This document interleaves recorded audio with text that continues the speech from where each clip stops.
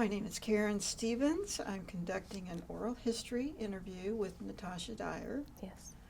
on Thursday, October 19th, 2017, for the Women's March Oral History Project in connection with the Georgia State University Library's Special Collections Department and in cooperation with the Atlanta History Center.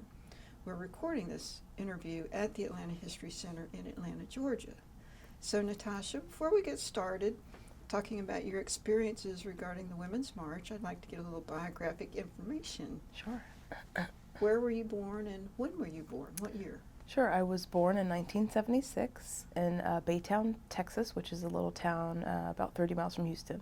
How Yeah, did you get right. from Texas to, Atlanta? Well, Sure. Well, my dad worked in construction, and so we had to move a little bit where the jobs were. Yeah. And so we were in Texas till I was about 9, and then we moved to Denver, Colorado, where my brother was born, and he still worked construction then. And then the jobs kind of dried up there, so we moved to Los Angeles. And then my dad said he didn't want to have to move us around too much more, so he became a postal worker. And then I was in LA for about 25, 26 years. And then Atlanta is just somewhere I fell in love with many years ago, just because, I'd come here and thought it was just amazing. I think I call it country in the city all the time. And I just like the way that you could actually purchase a home. Even back then, I think it's been 12 or 13 years I've wanted to live here. And the fact that you could buy a house and it wasn't like in LA, like they're just sandwiched together. Like if your house burns in LA, your neighbor's house is going to burn too. So here there's a little bit of land, so I actually fell in love with Atlanta many years ago, probably about 13 or 14 years ago.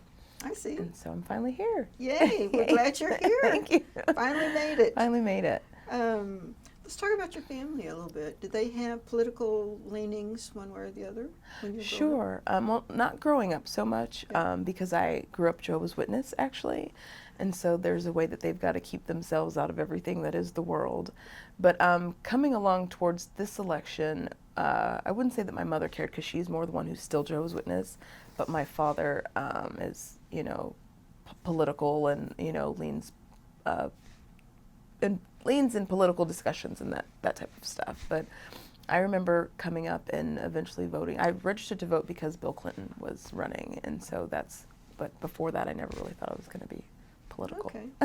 So let's just talk about your profession for a Yeah. minute. What Sure. line of work are you in? Sure. Currently, now I work for the Mayor's Office of Resilience, and that is Sustainability 2.0.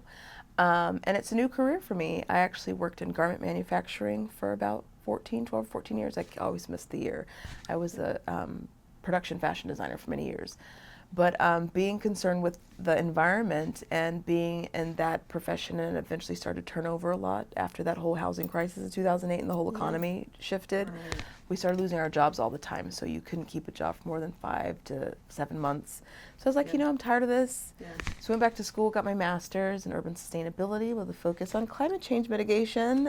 and so here I am, just making a whole change, and really what happened too is I just got my master's. A lot of changes had happened. I was getting out of a 3.5 year relationship, and I was like, I've wanted to live in Atlanta so long. It's like, now or never. Figure it out, jump, And so I made it happen, and I'm here. Yeah, all right. Yeah. Do you support a particular political party? Interesting. I am Democratic leaning or Democratic, but now after this election, I see that the Democratic Party has got to be more progressive, because I definitely couldn't figure out why Hillary Clinton didn't figure out that her and Bernie, or why they both didn't figure out they needed to play nice and actually get on a ticket together. I remember thinking that very early. Early. And so I couldn't. I remember always thinking like this is going to be a detriment to this race. If he's got such a big following, figure out how to play nicely and get on the same. I remember thinking that before they even showed that they were gonna butt heads. I remember thinking, oh my God, get together. Because I like Bernie Sanders before he was even running for president. I remember watching him talk all the time on MSNBC. Whenever there was an issue or topic, they'd bring him in as the independent to share some what he thought. Right. And I've always liked him, but I've really seen the mess that this Democratic Party has kind of come into, and I'm just really sad that I'll always wonder why they didn't figure out they need to run together. So I'll always be curious. That was Yeah, like, I'll always yeah. be curious. That is Yeah. interesting. So much was happening. I didn't put it together. Certainly not that fast. Right. Yeah, I really thought early, because I mean he's amazing, and I think Yeah. she's pretty cool too. I mean Yeah. there was really, for how she was treated and dragged through the mud for this campaign, there was really not much wrong with her, and I mean she's done so much work the 30 years Yeah. before Yeah. running for president. I mean I thought she was an example, a good candidate like anyone else, so Yeah. yeah. I did too. Yeah. Have you been involved in any political activities in the past before the march? Before the march, well, I was part of President Obama's, Organizing for Action. So I actually became a fellow, but it was all based on climate change. So I forget what it was called before fellow. I think I was just part of their climate change sect or Right. faction that worked on Right. climate issues Right. at my local town, Long Beach, California. And so I eventually signed up, and I forget what it is. There's a level before fellow, but I was like a spring, or like I did a year of like, I don't know, Intern or something like that, and then I became a fellow. No, so it was a fellow. My bad. So it was a fellow. I Okay, was a became fellow. a Organizing for Action fellow, and I had to put on my own digital campaign behind climate change and call out climate denier senators and all this stuff, because I'm a really graphics designer before working in sustainability. But yeah, I linked the two and was able to like do my own campaign and get people to sign on, and you had to do a day of like really lambasting them on social media. Oh, cool. Yeah, so I did that work with them and was able to even go to a OFA summit, and there was the president. I didn't get to meet him, but he was right there. I touched him. Great. I touched him. And we all took these pictures with him speaking, like, yes, there he is. About 100 of us fortunate enough to be in that little summit, so it was really cool. Yeah, Wow. yeah, That sounds very exciting. yeah. It was very exciting. Do you have family members who have participated in any sort of activist movement or activity? No, not at all. No. And it's really just because we're kind of from a Jehovah's Witness background, like on both sides, mom, dad. Yeah. So they're just more biblical and spiritually knock on doors type of Gotcha. stuff. That kind of Gotcha. activism for Jesus. There you go. There you go. Yes. Have you participated in a march before this one? I'm trying to think. I'm sure I've marched for all kinds of things. Gosh. I used to be way more active when I was younger. Mhm. But like things like LGBT stuff, like when even when they killed Matthew Shepard, I'm sure I marched for that. All kinds of stuff. But I'm trying to think if I've done any climate marches, which is so weird. But I'm sure I've marched for all kinds of things. I just Yeah. can't think of I anything. gotcha. Yeah, yeah. Okay. But yeah, even after Trump was elected, I was in all the marches that happened after that, right immediately after. Yeah, but I can't think of anything in that. Yeah. Years before, for some reason. Yeah. Well, this question isn't on the list, but I'm curious how you became so active with a family that is sort of That is not active, that is right? not to that degree. Interesting. I think that's a good question. I think it just comes with growing up maybe in more of a liberal area or Okay. something, Okay. and not choosing the religion for my own. After probably about 15, I probably wasn't going to church anymore. And being a witness is really a choice. It's not how people are like Catholic, but they don't go to church. Right. Being a Jehovah's Witness really is, I'm a Jehovah's Witness, and I go to the Kingdom Hall, and I knock on doors, and it's really an active thing. So Okay. probably by 15 I wasn't doing that, and so it's really like black and white, Yeah. And then yeah, I just became active in that way. Cool. Yeah. Cool. Thanks, Matt. So, why did you decide to march January 21st? Definitely. Well, I knew this was the most wrong choice for our country in electing this man on so many levels, and it's still a nightmare. Yeah. But I mean, he didn't win the election. We've got to talk about the Electoral College. And I mean, he's really a repulsive kind of person. I mean, my skin is crawling right now just thinking about how awful this person is, this man, and somehow sane people even though it was only, I've done the math, and it's only a fifth of our nation that voted for him, 1/5. Yeah. But that means that's how many people didn't vote, you know, because she didn't win by much more, you know.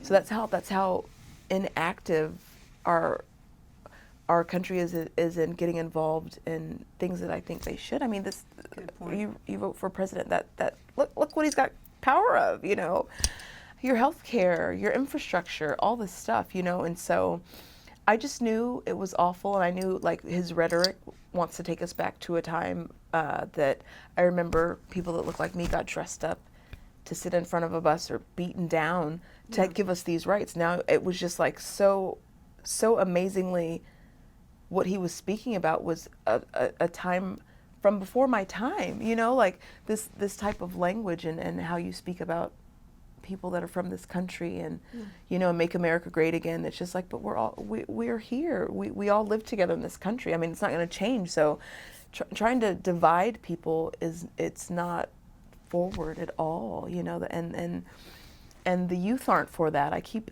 telling them to hurry up and grow up and take over this country. They understand, you know, we're supposed to be friends and live together, whether it's gay or immigration or ableism. They get it, you know. They get climate change even, you know. And so, I mean, I knew I was marching somewhere, and the only thing that is what I'm still left with is, I know it hasn't been long, but I'm shocked he's still in office. Somehow I thought just by our sheer will, this man would not be in office. It's only been 8 months, but I thought a couple weeks. You know, like, if it wasn't the fact that he didn't win the election, or just that they should be impeaching him, or his own crimes, yeah, I'm just shocked he's still there. So I knew I had to march somewhere. So. I knew I'd be marching. It was a done deal. It was a done deal. There was no I'm going. way. Yeah. Okay. Yeah. And so you attended the Atlanta March. I did. Was there a reason you chose Atlanta over, like, maybe Washington or Los Angeles? Sure. Or? And it was just because my job was starting. Literally, I got here I might have said, did I say when I got here on a Tuesday? I marched with you guys on Saturday. I started a new job on Monday. Wow. So it was that kind of turnaround. Like, I literally got my job and was here in a month. Yeah. I'd shut everything down, sell everything, Right. you know, like, yeah. So it was that kind of fast. So it just depended on where I was. If I was going to march in Los Angeles, or I have a best friend in D.C. Right. If she was still there, I was going to go to D.C., but she was moving her girlfriend to, like, Denver, so we didn't have to do that. So I knew I was going to be in Atlanta. So that's where I marched, and it was not a question, except it did start raining here, so I was nervous. but it stopped raining, so I was able to go. But yeah. Okay. What issue was most important to you? Sure. Most, or can I have two? You can have as many as you Okay. like. Yeah.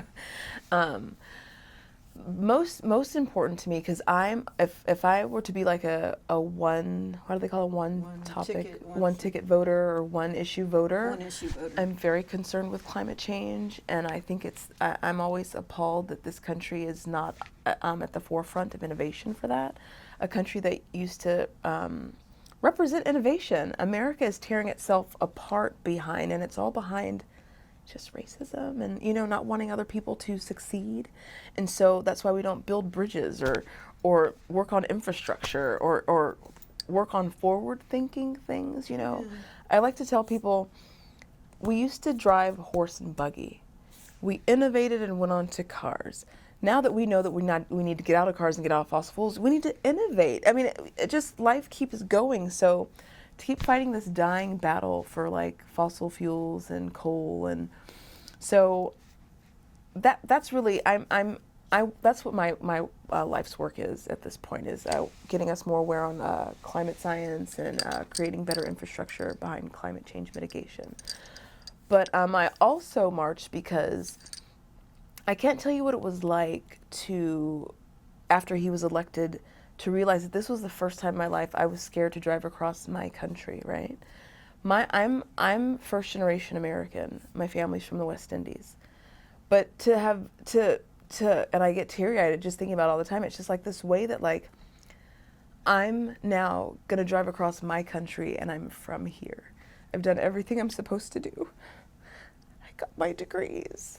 I've done everything like a good American child does. Yeah. But because there's a president now saying, or just inciting people, just pulling back a scab of like this, just the nasty racism that is in this country. The fact that they were now given a voice or and you know they were made alive, you know, by this president, and just the fact that now I'm afraid to drive across Mississippi and all that, things I've never thought of. I've lived on the West Coast all my life, and we don't go through that. So the fact that I see the what this president incites, and people that don't think that we're equal, that was awful to me. I mean, I'm 41, you know, and like I said, I'm from this country. I've been a good student. I've gotten my degrees, and now I'm afraid to drive across my country.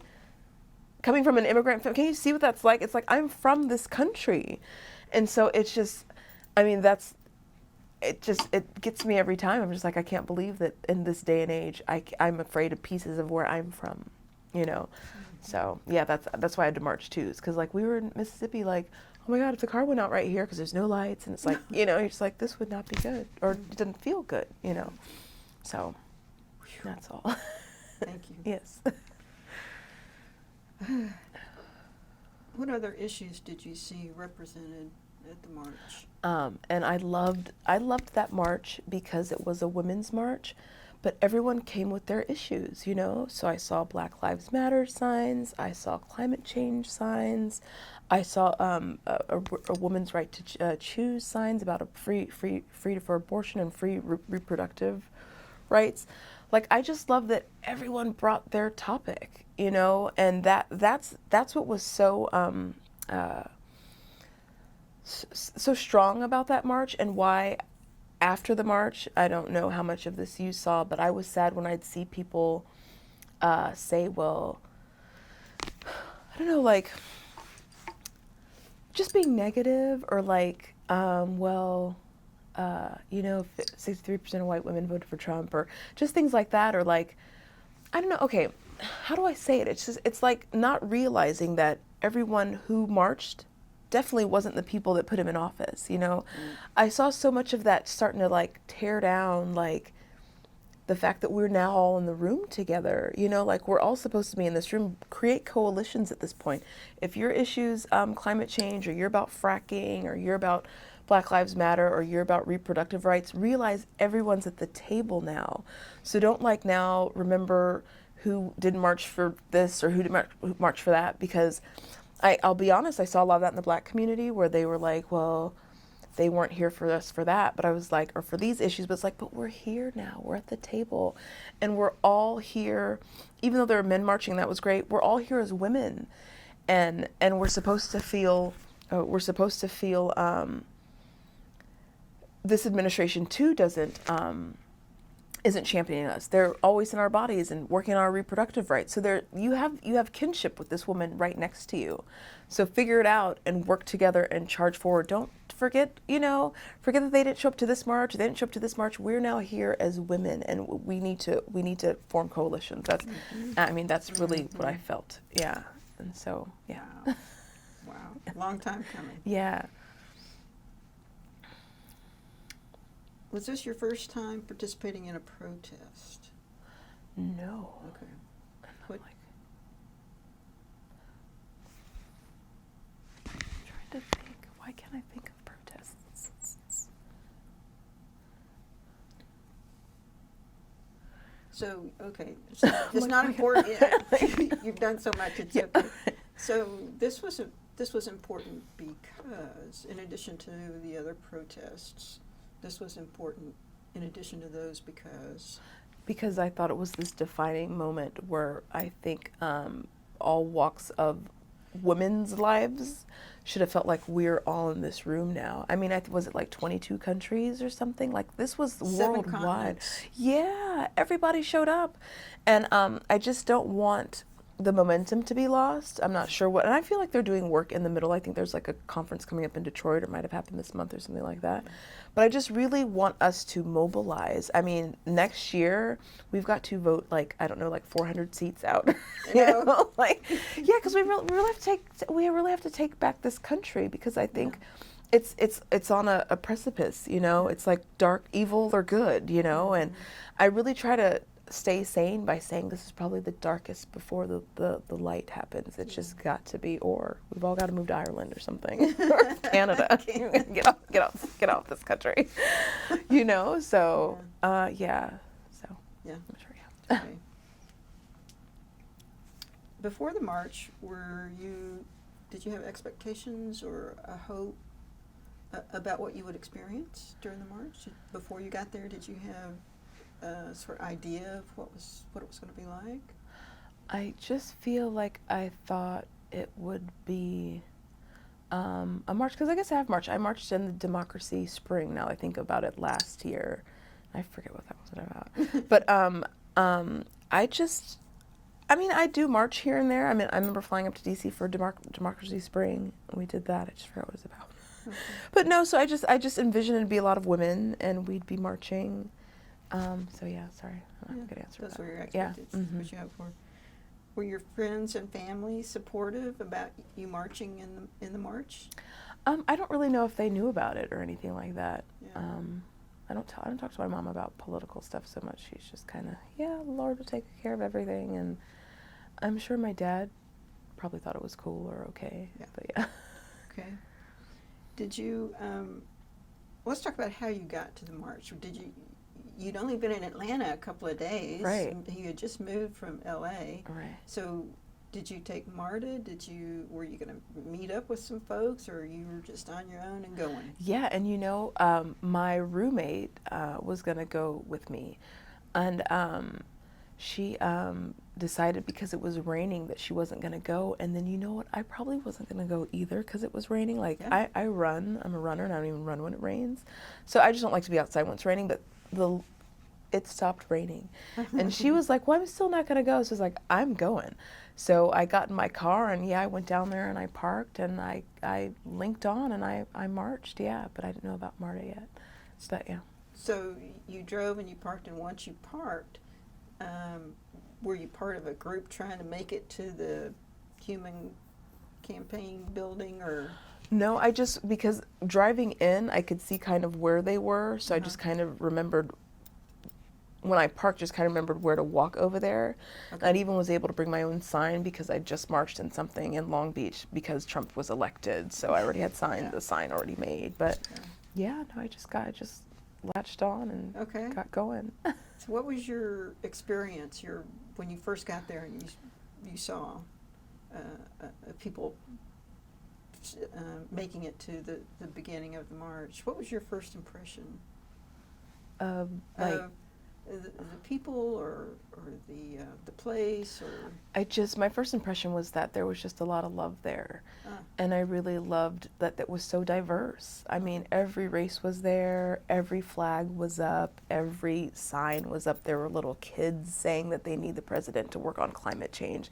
Just things that, like, it was beautiful. I even saw little kids holding up signs that are like, we're all one, with like, like a Muslim woman and black woman, white woman. Just like, it was just a real moment of feeling like, it's probably one of those moments I really felt American, and I felt like there's a collective good people here, and we actually are neighbors, and we want to care for each other. I think it was my first real American moment. Yeah. So describe, so you described the kids, and so can you describe more of the types of people you saw? Well, I remember it was great to see dads with their daughters. I loved that. So that means like the mom wasn't around or couldn't make it, and I saw dads with their daughters. That was great. Oh, wow. And some really great signs. I mean, some signs were just really funny too, and some signs were right on, and then some signs were like, the one that's like, if you're not scared, you're not watching, or you're not awake, or whatever, And I really loved feeling that everyone felt the terror of I think his rhetoric, you know what I mean? Because it's do. very scary talk, for very divisive. And so it was great to feel that camaraderie with every color of people. You know what I mean? I really appreciated that. It was very moving. So, what were your feelings before, during, and after the march? Sure. So before the march, I just knew I was going to march, and like I couldn't wait. I think I RSVP'd to like a few, like all around the nation, just in case I might be in Phoenix or something, And during the march, yeah, I just felt that real love and that surge and that movement, and I was just so sure we were gonna like get this guy impeached by next week. What's happening, And then after the march, yeah, I just felt empowered, and I still sign everything that comes in my email box. I'm a what do you call that? I call that an armchair activist too. You click and sign everything, and yeah, I'm just real fired up to kind of work on these midterms in any way I can. I follow Brand New Congress, and I try to give them a little bit of money every time I can because I like their model of not being partisan. They're formed by Bernie Sanders supporters, and so they're going to run Democrats, Republicans, progressives. They're running anyone who's basically a Bernie Sanders politician. So Bernie Sanders Republican, Bernie Sanders Democrat, and it's the smartest thing to do. They're just going to figure out what message goes well in which parts of the country, and they're trying to unseat. I think it's like 400 seats are up for grabs next year, and yeah. So that's where I'm at. So it's called Brand New Congress, yeah. .com, I .com suppose. or yeah, Okay. Brand New Congress, yeah. Okay. Yeah. Describe the atmosphere at the march. The atmosphere. I think it was one of love and one of we can do this, we're better than this and we can do this, but a lot of love. And I liked seeing women there with their daughters too, and you could tell this was something that was new for their daughters to be active. And like I remember I saw a grandmother, a mother, and a daughter. Wow. And I just thought that was amazing, and she's showing her daughter that women are strong. That's what I felt, I just felt like it was still a woman's moment, or obviously a woman's moment. I always kind of even forget it was a women's march, that's why, but yeah, it was still a woman's moment. Yeah. For this woman president that didn't get into office, yeah. So you said you had a sign. Are we good on time? Yeah. You gotta call it 3:30. At 3:30. Okay. Yeah. So yeah. What did your sign say? Oh, what does my sign say? And I still have it. It's now a vision board on the other side. What does it say? I think it says "We're the 99" or something. I don't even remember what my sign says. I'm sure I have a picture of it somewhere, but yeah, sorry, I don't remember. Yeah. Speakers. Did you hear any of the speakers? Were you able to hear? Some people said it was too noisy. No, I didn't hear any of the speakers. No. Okay. Law enforcement. Did you see law enforcement, and how did that? What was your experience of that? Yeah, law enforcement was supportive on the road, Okay. right? But I remember seeing law enforcement on top of the governor's mansion. Right. So that was kind of freaky or whatever, because Yeah. I'm just sure they were trying to protect everyone. Yeah. But no, law enforcement was supportive, and felt good about that. Yeah. Did you see any opposition protesters? No. Oh, No. great. No. What about the coverage by the media? Did you see any during or after the march? Media coverage at the march? Yeah. I remember seeing ones in like New York and DC, wherever like people like wherever the stars were speaking. I remember Okay. seeing some of Oh, yeah. those. Yeah. Right. I think Barbra Streisand did one, and I think that's why when the after effect of like, and it was really my people, I felt like saying that like, that just being negative, but they didn't march for this, they marched for that. It was like, no, this is the time to get together. Like, don't. So that I remember that sticking with me for a while. Like, I can't believe we're all in the same room and the negativity. But yeah, I loved seeing And that's why I really thought we were going to impeach him in a couple weeks, because we had all these stars. So he's not going to be here long, and we're going to wake up, it's over, and it's We're still the going. 99%, and that 1% has got to go. They have to go. Get out of here. Yeah. Jeez.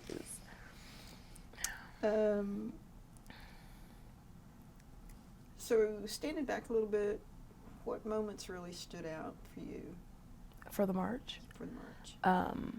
I remember there was a part of the march that I don't know if that's MLK, now that I'm wondering what street that might be, because I see the governor's mansion, or the governor's dome, the state capitol. State capitol. And I just remember, because it's kind of hilly down there, Yeah. just loving turning around and seeing the sea of people and all the signs and all the colors, and I just thought it was this big rainbow of people, and it was beautiful. Yeah, it was just so many races and so many colors and so many. That's what sticks out to me, is that we were all there, we were all present. And that's what I appreciated. Oh. Yeah, that's what I appreciated. Yeah.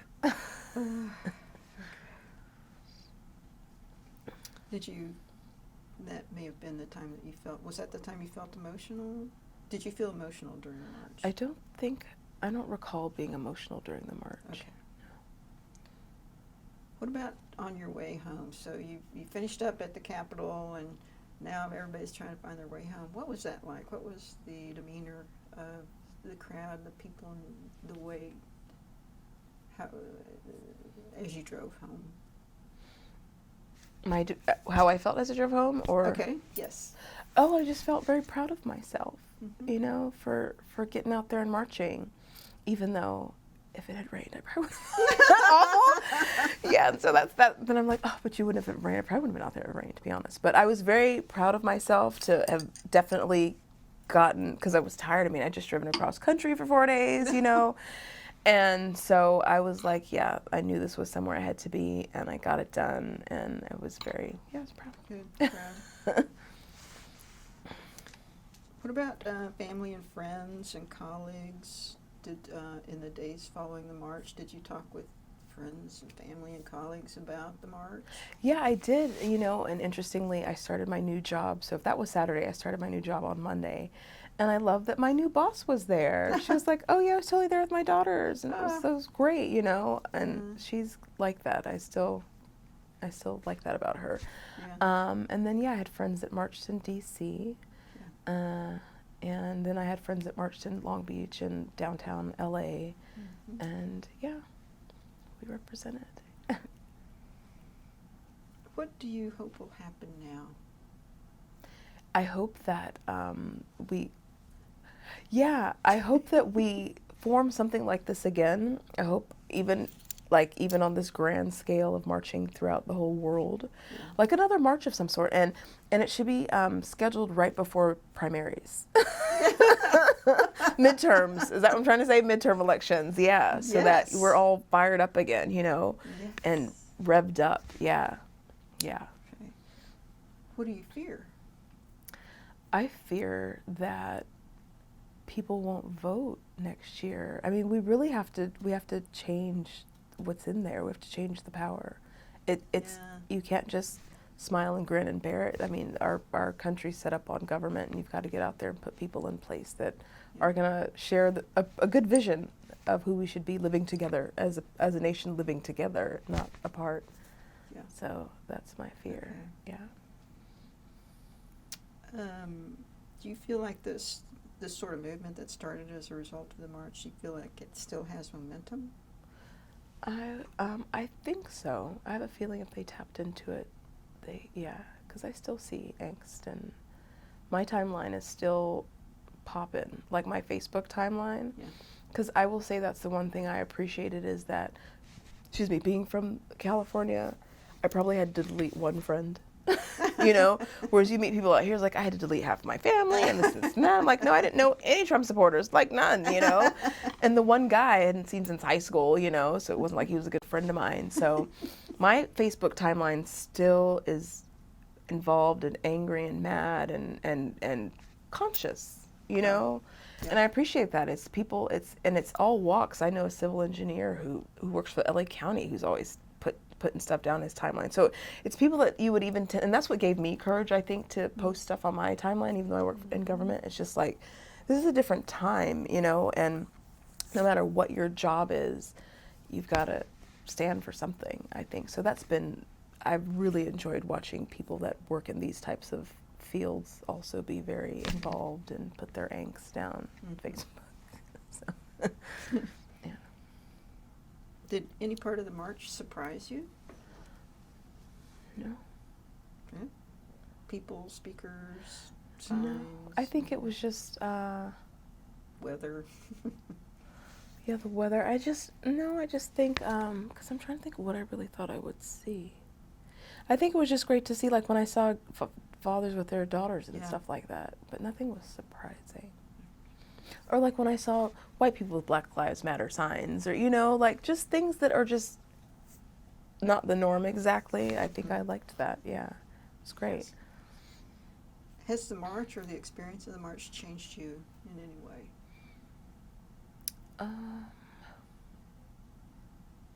Not necessarily changed me. I think it just gives me resolve to keep fighting and make sure we do something next year. Do you have any strategies you could suggest to people who are trying to cope with all of this? I say get involved.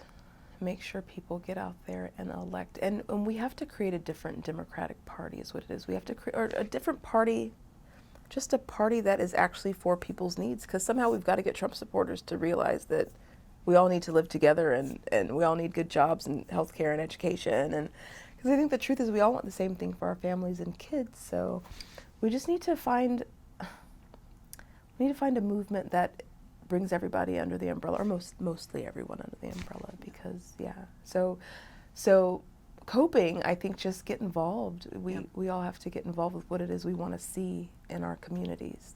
I really believe that. Okay. Yeah. And as we start to wrap up, do you have any advice for anyone considering going to a march in the future? Bring plenty of water. And get your friends involved. Yeah. Yeah. Don't go alone. Don't go alone. If you don't have to. Yeah. So one more thing, I'd like to give you the opportunity to talk about anything else. Something we left out, maybe what the march means to you, the value of the march, significance in your life, any burning desire to say, hey, wake up, or...